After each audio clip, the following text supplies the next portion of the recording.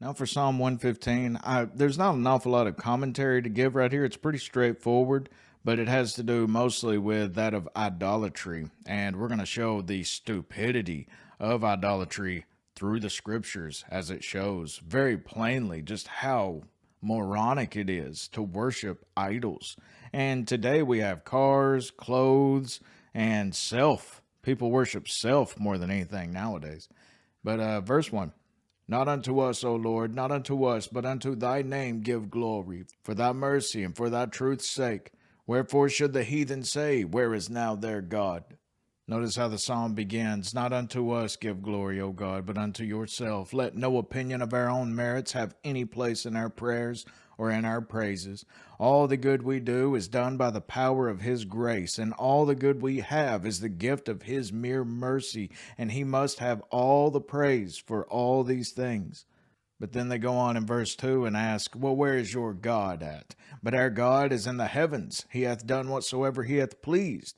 But these idolaters, they boast in their images, and in their own image do they boast. As once again I said, self-love is one of the main idolatries of our day. But God himself has an image, an express image. Christ, who being the brightness of his glory and the express image of God's person.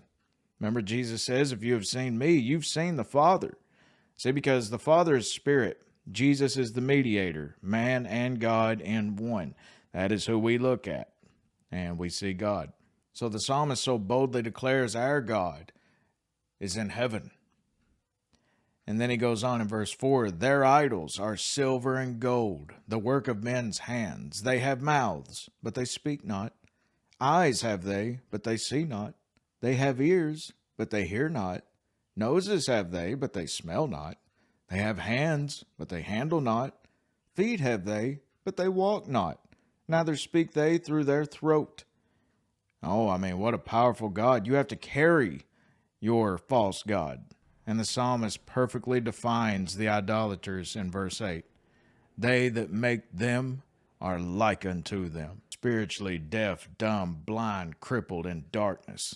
In my honest opinion, those who bow before statues, which are far lesser than the physical makeup of the worshippers themselves, neither see, hear, nor speak truth, as it is not in them. So basically what the psalmist is saying is you are dead, just like your idol. Spiritually, there's nothing in you. You're like whited sepulchres, beautiful on the outside, yet on the inside filled with dead men's bones. Verse 9, O Israel, trust thou in the Lord. He is their help and their shield. O house of Aaron, trust in the Lord. He is their help and their shield. Ye that fear the Lord, trust in the Lord. He is their help and their shield. The Lord hath been mindful of us. He will bless us. He will bless the house of Israel. He will bless the house of Aaron. He will bless them that fear the Lord, both small and great. The Lord shall increase you more and more, you and your children. Ye are blessed of the Lord, the very same which made heaven and earth. The heaven, even the heavens, are the Lord's, but the earth hath he given to the children of men. The dead praise not the Lord, neither any that go down into silence. But we will bless the Lord from this time forth and forevermore. Praise the Lord.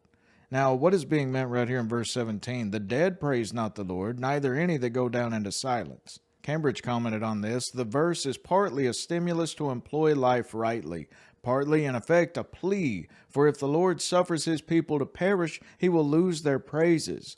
Therefore, O Lord, spare us.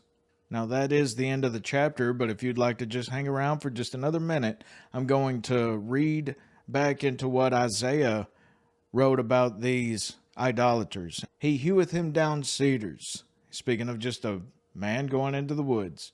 He heweth him down cedars, and taketh the cypress and the oak, which he strengtheneth for himself among the trees of the forest. He planteth an ash, and the rain doth nourish it. He burneth part thereof in the fire.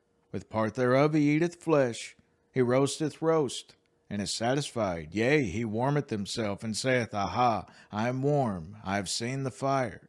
And the residue thereof he maketh a god, even his graven image. He falleth down unto it, and worshippeth it, and prayeth unto it, and saith, Deliver me, for thou art my God. and none considereth in his heart, neither is there knowledge nor understanding to say, I have burned part of it in the fire.